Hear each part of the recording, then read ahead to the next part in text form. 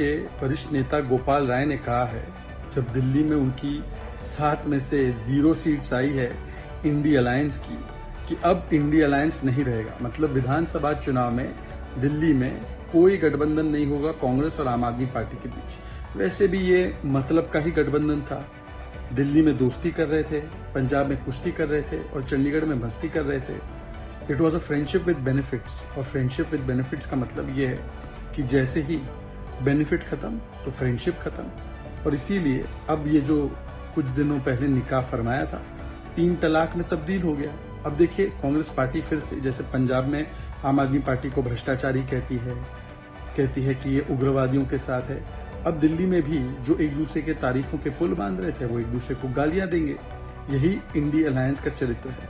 अब तो केवल यहाँ पर 3 तलाक हुआ है, आगे आगे देखिए एक के बाद एक उनके 3 तलाक पश्चिम बंगाल से लेकर केरला तक में होंगे। This is the true face of INDI alliance. The new friendship and relationship that was established between the Aam Aadmi Party and Congress Party in Delhi has now headed for marriage breakup.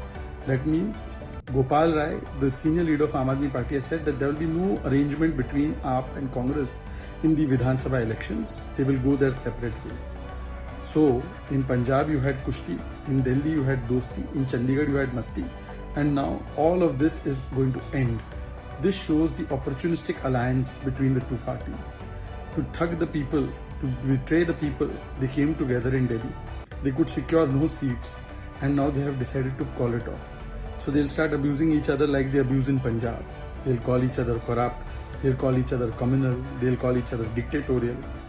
All of this will be done now in Delhi too.